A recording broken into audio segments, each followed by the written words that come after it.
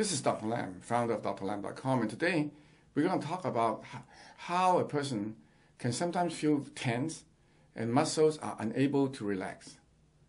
This is a phenomenon that's quite common in adrenal fatigue syndrome. Let us back up and see what is really going on. When a body is under stress, the adrenal glands kicks in to produce more cortisol as a de-stressing hormone. Now, if the cortisol is plenty and is working its way through the body, then it will overcome the stress by producing enough sugar and anti-inflammation responses to keep the stress down. However, if the cortisol is insufficient to produce this anti-stress event, then the body can be in the state of muscle fasciculations and tense. Well, this tenseness is because the body, when it is unable to produce cortisol, will then trigger an alarm response. In other words, the body's natural response to stress is to make cortisol. But when cortisol as a hormone is not sufficient or is already burned out in terms of the adrenals being overworked, then the body thinks that it is under stress and it thinks that it is under survival danger. So what happens is that the body activates the fight or flight response. This fight or flight response is very common. It is the body's last resort to get us out of trouble.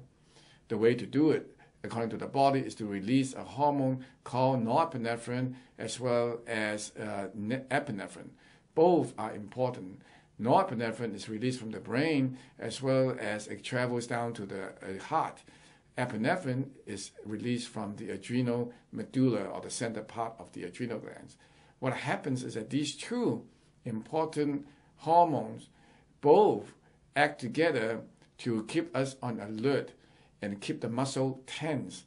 In the case of norepinephrine, it also acts as a neurotransmitter to keep us in a very alert state of mind.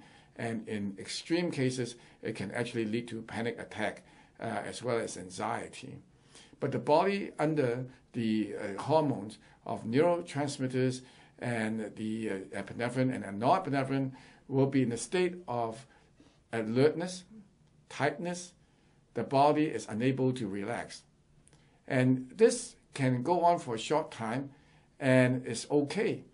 Now, if stress keeps on building and it's relentless, then the release of these items, of these chemicals, will continue throughout the day.